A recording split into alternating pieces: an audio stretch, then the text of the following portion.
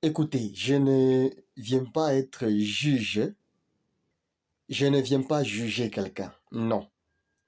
Mais il y a une vérité que tous nous devons comprendre et marcher en la considérant. C'est que le mal est mal. Que ce soit dans la famille, que ce soit dans votre entreprise, que ce soit, je ne sais pas, là où vous travaillez.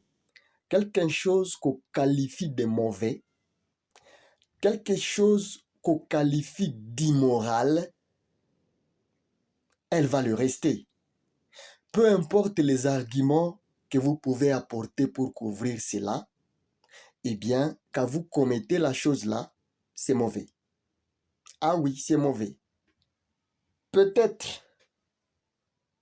personne ne l'a vu, mais vous savez au fond de vous que vous avez posé cet acte-là. C'est vraiment mauvais. Vous pouvez trouver des arguments pour embellir ou pour chercher à convaincre tout le monde que ce n'était pas si grave. Mais ce n'était pas si grave là. Il faut essayer de faire porter ça à quelqu'un d'autre. Essayez de jouer le rôle autre que celui de l'acteur qui a posé ces gestes-là. Et dites-vous, comment est-ce que vous alliez regarder celui qui a posé les actions que vous avez posées aujourd'hui? Ce n'est pas de la philosophie que je vous amène, mais je viens juste clôturer avec la parole de mon Seigneur dans Matthieu chapitre 7, le verset 12 qui nous dit « Tout ce que vous voulez que les hommes fassent pour vous, faites de même pour eux. » Que ce soit dans la maison, entre époux et épouse, entre employeur et employé, entre chef et subordonné, entre, je ne sais pas, le supérieur et, disons, les subordonnés. Peu importe votre position, quelque chose qui blesse votre voisin, puisque ce n'est pas une bonne chose, n'osez pas de trouver les arguments pour essayer de couvrir cela. Et j'aimerais dire à vous, époux, épouse, ou chef, ou travailleur, ce n'est pas parce que on vous regarde calmement qu'on n'a pas vu ce que vous avez fait. Il y a des gens qui se donnent une fausse paix en disant « c'est moi qui nourris les gens ici, c'est moi qui ai fait ceci pour vous, c'est moi qui ai... » Ça ne vous donne pas le droit de marcher sur leur tête. Dans la justice de Dieu, quand vous comptez ce que vous avez fait pour les gens, faudrait-il que Dieu aussi compte ce qu'il a déjà fait pour vous? Mais non, voyez-vous? Alors, puisque Dieu est vraiment intelligent, il avait mis en chacun d'entre nous l'alarme qu'on appelle conscience.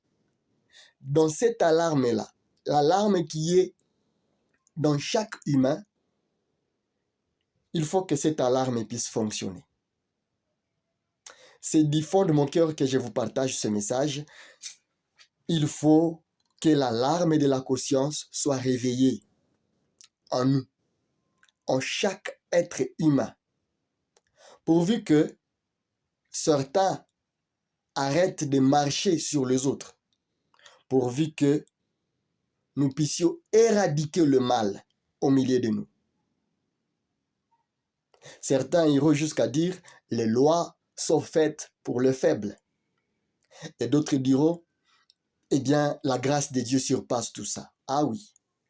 Mais si nous considérons même la grâce de Dieu, Tite nous dit que cette grâce nous enseigne à vivre une vie sainte, à vivre une vie irréprochable.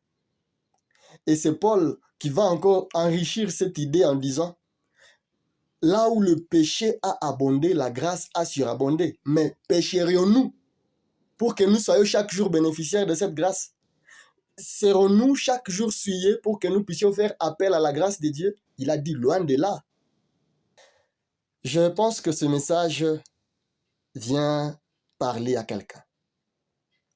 La grande chose dont vous avez besoin, c'est vraiment le changement de votre mentalité. Peu importe ce que Dieu a pu faire avec vous, cela ne vous met pas au-dessus de la parole de Dieu. Cela ne vous met pas au-dessus, je le répète, de la parole de Dieu. Vous devez, autant que tous les êtres humains, respecter cette parole. Et le Saint-Esprit va vous aider à respecter cette parole. Peut-être qu'une graine d'arrogance était déjà en train de prendre racine en vous. Déraciner cette graine-là. Peut-être qu'une graine de la négligence avait déjà commencé à envahir votre cœur. Déraciner cette graine de la négligence. Peut-être que la méfiance était devenue votre allié. Ou même la comparaison injuste. Et cela vous a poussé à traiter les gens d'une certaine façon. Bien-aimé, le mal reste le mal. Le péché reste le péché. Peu importe les arguments que vous pouvez trouver pour couvrir l'opinion qui vous entoure, ça ne change pas. Détrompez-vous. Si votre conscience vous interpelle, que vous avez posé de gestes, vous avez prononcé de paroles qui soient en dehors de la volonté de Dieu, il vous faut la repentance. Il vous faut une confession sincère. Il vous faut les changements, les délaissements. C'est là que le sage nous dit, dans Proverbe chapitre 28, le verset 13, « Celui qui cache ses transgressions ne prospère pas, mais celui qui les avoue et les délaisse obtient miséricorde. » Je le souhaite pour vous, que vous puissiez obtenir miséricorde de la part de notre Seigneur. Que Dieu vous bénisse.